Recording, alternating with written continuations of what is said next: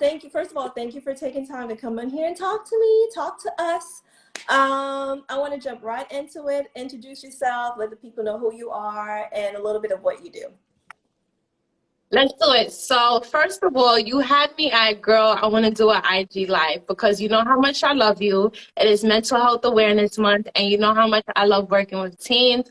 So, it was a no brainer. Hello to everyone that's checking in. I think I saw some folks from Tennessee. Hello, Tennessee. How are you? My name is Tiana Washington. I'm a licensed social worker based in New York City. I've been in the field of mental health and wellness for a little over 10 years now, and I started my company, T Speaks NYC, about two years ago, actually fall of 2019, so literally right before the pandemic hit. And my company is really grounded in increasing mental health and wellness for the adolescent population. I feel like a lot of times when we're having conversations around mental health awareness, a lot of times our teens are forgotten about in those conversations, and it's a really missed opportunity to connect with them and to help give them the language of things that we know that they're going through and that they're experiencing. So that's what my company is really based in. I partner a lot with nonprofits and youth organizations to really work with their teenage population, doing around body image, self-esteem, coping skills, anxiety, a lot of the things that, to be honest, we went through as kids, but maybe didn't have the language to put through what it was we were experiencing. That's what my company essentially does. And I love that. I think we're losing you a little bit. And my coach always says when things like that happen, the devil is working to try to interrupt us from bringing this message to you. But before Tiana comes back in, she mentioned something that teenagers are usually left out of the conversation when it comes to mental health. And that's so real. That's when I wanted to do this, once I decided to have this conversations, I knew I wanted to touch on teens because a lot of times it's like, you're a child. Why are you stressed? You have nothing to worry about. And we oftentimes we were forgotten as kids. So this conversation is not only for current teenagers, it's also for all of us. We're all teens. We all had a childhood, and maybe something that Tiana is we're going to mention on this live will give you some clarity of some things that you went through. So while we wait for Tiana to come back in, tag someone, tag a friend to come back in. We're talking about teens, childhood, adolescence, and mental health, which is very, very important, especially coming from the COVID and the lockdown. We're going to touch on that as well and get some tips. Did she come back on? Okay, let's see. Let's try this again. Thank you guys for hanging in there. Talks for talking. You look fine. How we doing? You're good. You look great. Let's do it, girl. The devil trying to be busy. Let's do it. Okay, let's jump into it. So, the first question I have for you, on average, because you work with teens, on average, what is the age that do we see mental health struggles in children? Around what age, and what does it look like? Because it definitely sometimes look different from us as adults. So what does that look like? Yes. So believe it or not, when it comes to the onset of mental health and mental illness struggles, we actually start seeing it as early childhood. So we're talking about 10 years of age to about 14. So about 10 to 14 years of age. And sometimes I tell my families that, and they're like, 10 years old, how can a 10-year-old be stressed out? It's not even so much how can a 10-year-old be stressed out, but sometimes our young people just naturally have a hard time processing certain things that may be going on up here. And because there's a lack of mental health and wellness information in our schools, they have a hard time conceptualizing what it is that they're going through.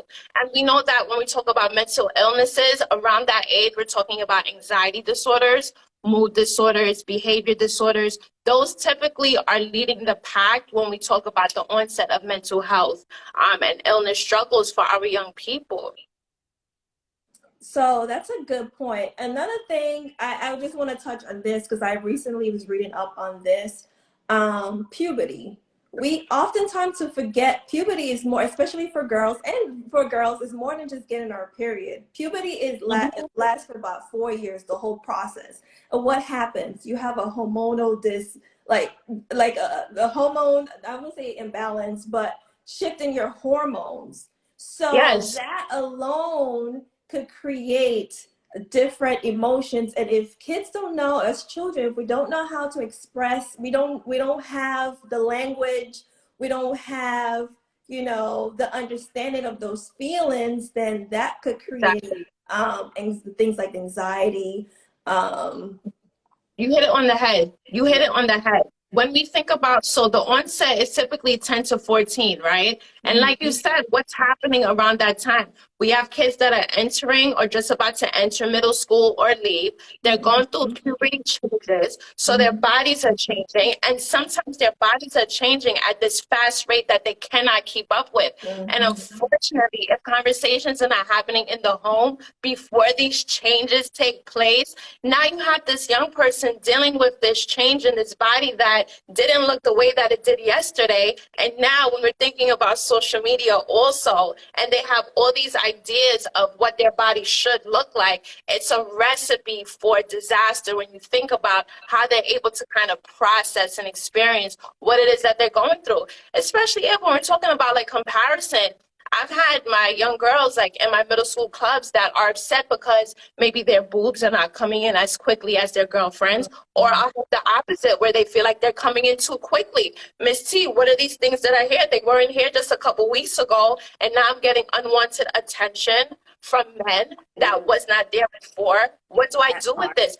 Our teens are managing so many different things, so I always encourage my families, try to have these conversations before these things start to occur so that they have the knowledge and the wisdom to be able to say, mom or dad spoke to me about this. I know I can kind of manage or process this a little bit differently. Oh, that's so good. And even things like the mood swings, and with the puberty, I also read that it could start as early as 6 or 7 years old. So when Yes, we talk about terrible twos and all these things, but we really don't talk about when we get to that age of, teen and being a teenager. It's like, okay, you're older, you should know better, you should know how to act. But that is so, so, so, so, so important to have those conversations at home. And you touched on something absolutely. about social media. How do you feel that affects kids' mental health at this moment? Being such a it's such a huge. Sometimes I get a lot of pushback in how I phrase this, but I feel like social media can be the devil's playground for filters and highlight reels. Essentially, that's what it is. Um, Social media can be great in a sense, right? I know a lot of my young people that genuinely use it to connect with their friends and their families, 100%. But there's also this really dark side of social media that exists, and it plays so heavily on our young people's mental health. Remember, at 10, 11, 12, 13, 14, their brains are still developing at these rapid rates. And when they're not exposed to social media, I don't know about you guys, folks that are here, and you can drop it in the chat box. When did you first get your first cell phone? I'm curious. When did you guys first get your first cell phone? When did mom or dad give it to you like, hey, this is yours? For me, it was at 13. I was 13 when I first got my first cell phone, right? Nowadays, I'm noticing that age is getting less and less and less. I have 8-year-olds, I have 9-year-olds that can use an iPhone better than I can, okay? And with the caveat that the world is kind of crazy nowadays, right? And for safety reasons, a lot of my family say, I need my child to have a cell phone. Some of my clients, I have clients that live in Queens and their child is commuting going into the city using public transportation. So in a sense, you get the need of it for safety reasons. But Mhm. then when you start to think about it outside of that, the things that our teens are exposed to on social media, racism, pornography, highlight reels, filters, unfortunately, they don't have the cognitive maturity to differentiate between what it is that they are seeing. So a lot of times these influencers that they're following, the celebrities that they're following, these people are not posting the low moments of their life, right? They're not on there to do that. That's not how they get paid. They get paid to Or they show pay for the us. drama too. Hello? Like, they get paid to show us, like, Mm-hmm. the larger than lifestyles and all of these things. And now our teens are kind of watching that, and they're thinking that that is reality. That becomes their perception of reality. So our teens have this very one-sided lens in how they're using social media. And a lot of times when they come off, I always ask my families, check in with your teen after they use social media. Ask them how they are feeling. Because if you notice that now their mood has now changed, it's shifted, their behavior is a bit more irritable, they're having certain outbursts, then it might be time to have a conversation around your relationship to social media. Explain to them that what they are seeing is not necessarily reality.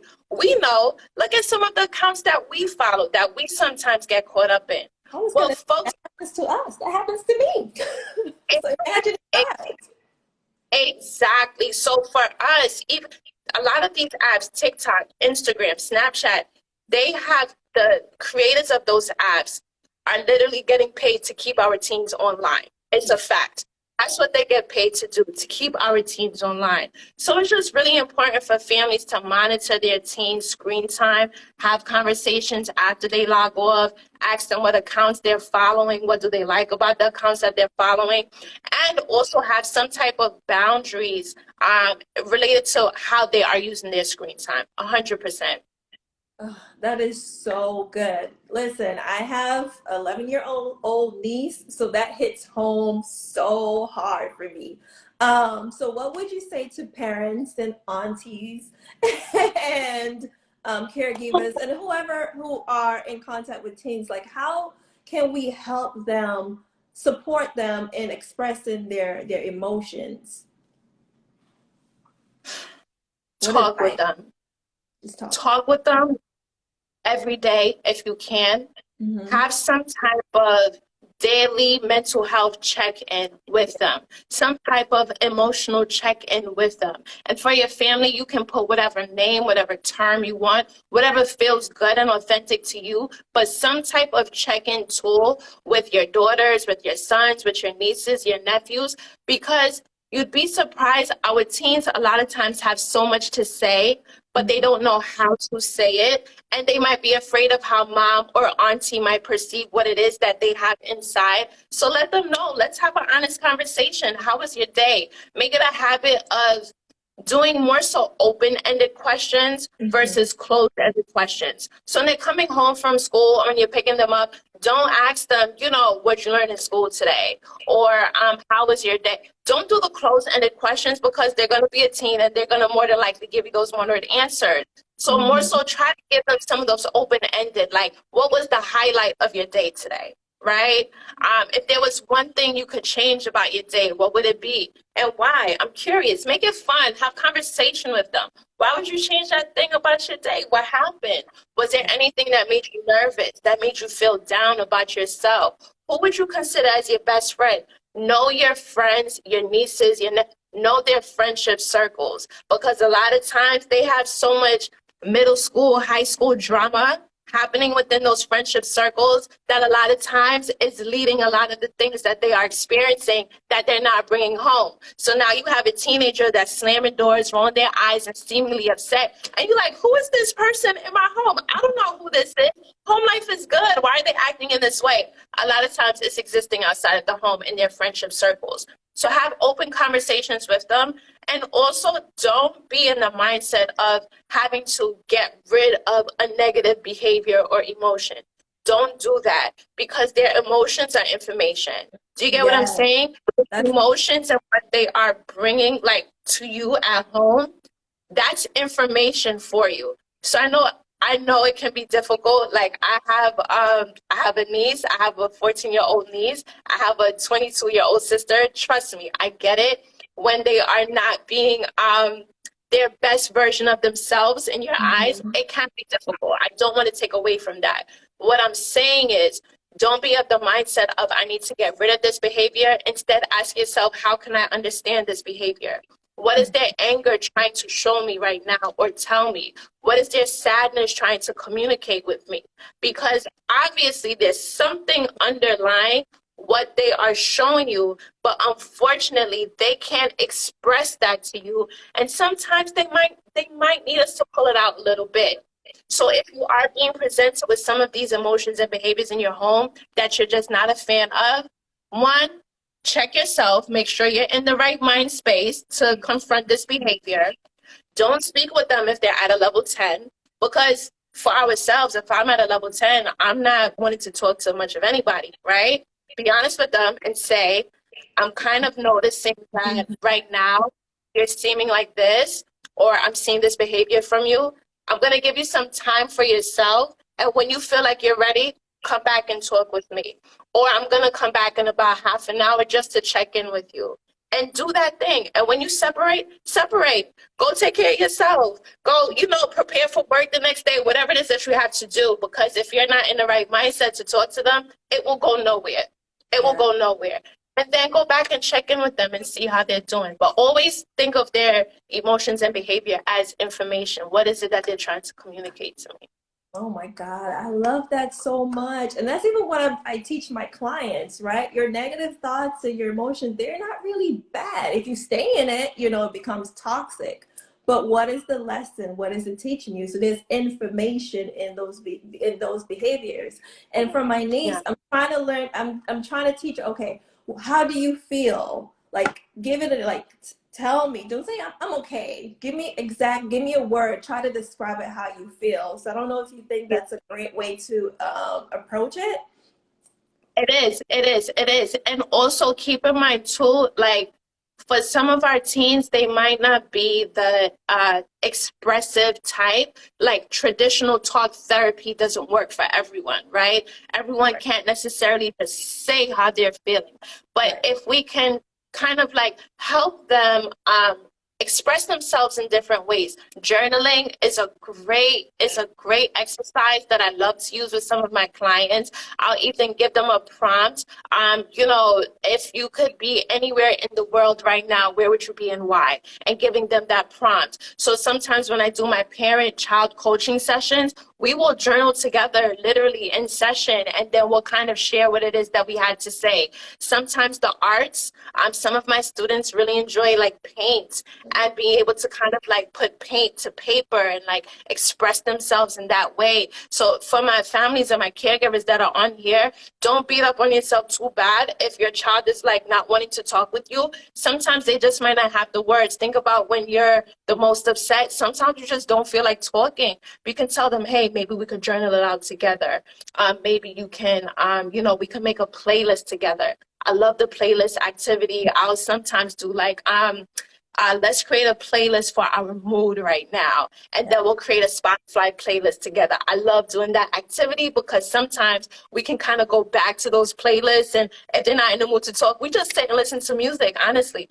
I'm very holistic with my clients because one thing is not going to work for everybody. You know what I mean? It's just not work for everyone. You got to switch it up. So I would say do that. Hi, my guys. You see why I love this girl? You are freaking amazing. If you're here, make sure you follow her. And also, I'm gonna put my plug in here for you. You do have some worksheets on Etsy, right? Yes. See, you need to be my manager. I mean, come on. Like, can we make something? Yeah, so she has worksheets. Follow her, and the link is in her bio. She have worksheets on Etsy to talk about your worksheets. Yeah, so I started creating one thing about this space that I love working with my clients one-on-one, right? Like that's the work that drives me. It gets me really excited if you can't tell. But some of my parents started to say like, okay, when my child is not with you, like sometimes I would like to have like an additional resource or something supplemental for them to work on. And some of the schools and the youth organizations that I work with, they were expressing similar things as well. So it's kind of like, what's something affordable that kind of makes sense, that's mental health and wellness based, that I can create so that if I'm not necessarily in front of my clients, that they could still use, or my schools. And so I created these worksheets, and the worksheets are based around everything that we literally have been talking about during the live. So body image, self-esteem, confidence, anxiety, depression, coping skills, transitions, difficult transitions, everything you can think of that our teens go through, my worksheets are based in that. And the worksheets are meant to be used with a parent and child. So parent and child can use it together. Teachers can use it with their students.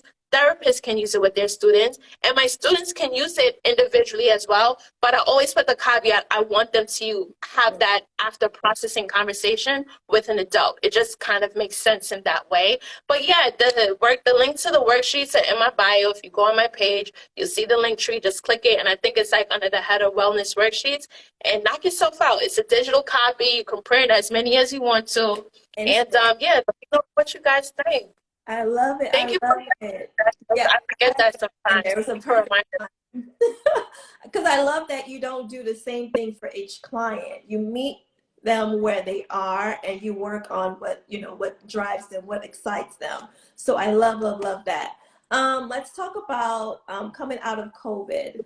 What are some of the habits or the patterns that you've seen working with kids before and maybe during and now after? Well, we're still kind of in it, but we're, heading out. What are some of the patterns have you realized? COVID was tough. COVID was tough. I'm not gonna lie.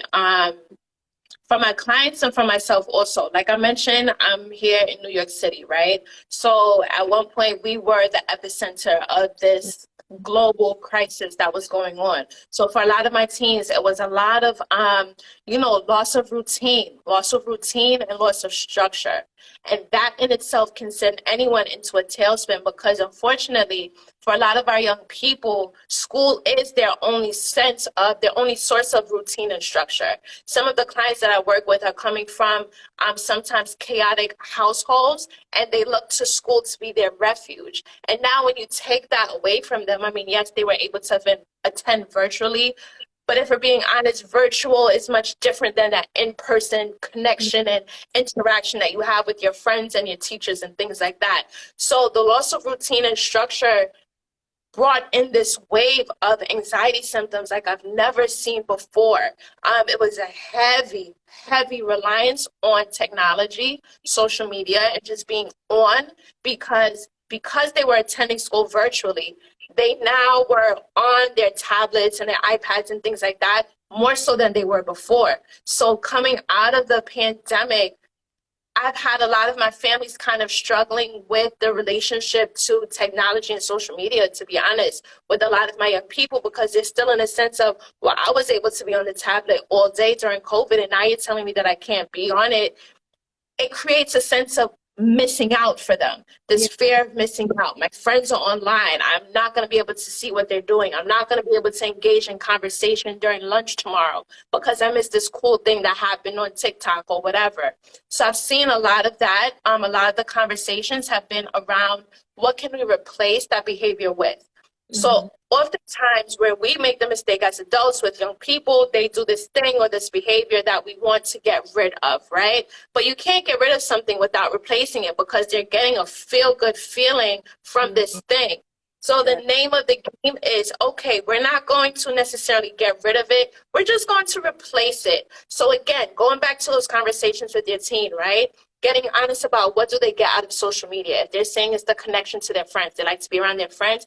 Maybe you are the parent that hosts sleepovers or pizza night at your house, for example, right? Something to help them get that connection. What is a more healthier, positive behavior or thing that your child can do to now get some of those same feel-good feelings that they were getting from the behavior that you're trying to get rid of? Because if you simply just take it away, there's now a void. And what happens when we have voids? We're going to try to fill them. And a lot of times with teens, they're trying to fill them with things that are not productive and that are not helpful. So if there's any behavior that your child is engaging in, that you're just like, I am not here for this, it's not okay, ask yourself first, maybe I can think of some more positive things that they can engage with, or have a conversation with them. Keep them accountable. As they're getting older, ask them, maybe what are like some other healthier coping skills or things that we can do instead of this behavior? Oh, this is so I good. love that. Okay. Insights says taking it away makes it feel more Yeah, like a punishment. yeah, Exactly. absolutely. 100%. And if you have any questions, please submit it in the chat. I'm horrible at reading because I'm trying to pay attention. I can't multitask. So please submit Thank questions you. now because now we're going to ask you, I'm going to ask you, is there any other resources before we leave? Because this will only be for 30 minutes. Before we leave, is there any other resources besides downloading your worksheets and reaching out to you and trying to work with you? What other resources are out there to help parents dealing with teens who are maybe struggling with the mental health? So there's a really great website that I send all my families to, adolescenthealth.org. Got it. They have a host of emotional guides, therapy tools, access to other therapists that might be in their area, and just helpful information for families and for teens to kind of help them navigate this world of mental health and wellness.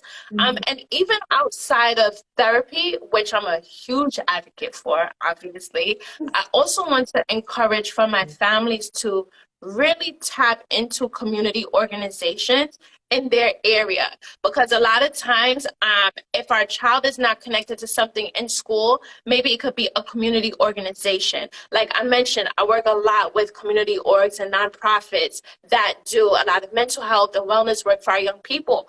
Oftentimes when they're connecting with these organizations, you never know where those relationships can go. And also you're helping them to build connections. You're helping them to even build their resume, which becomes a thing in like high school years and as we're thinking about college, right?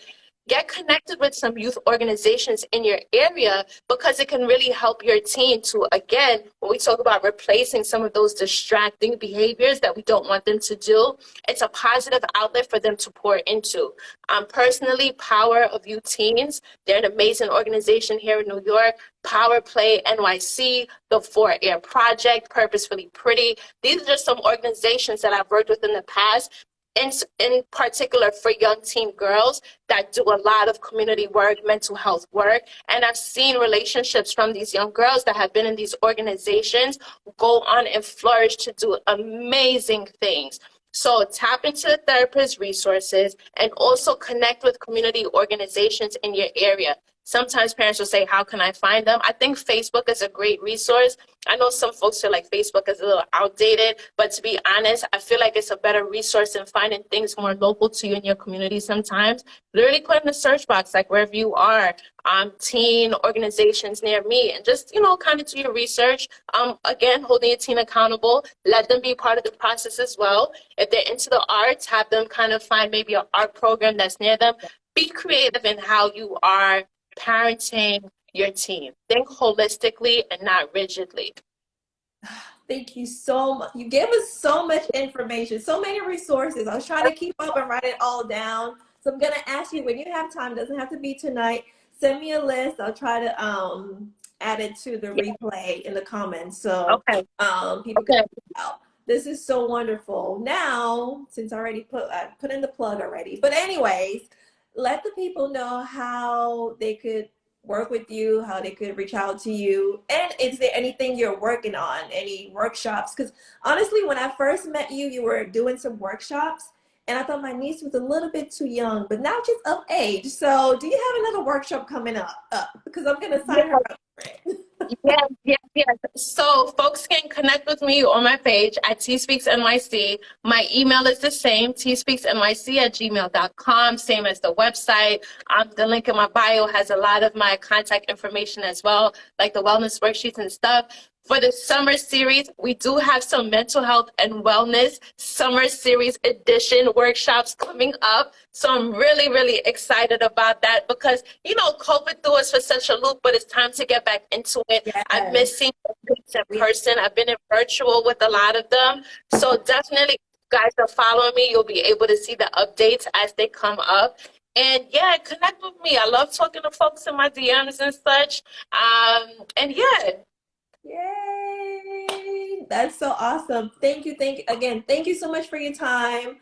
Of I would love to continue having this conversation because there's so many different avenues we could get into.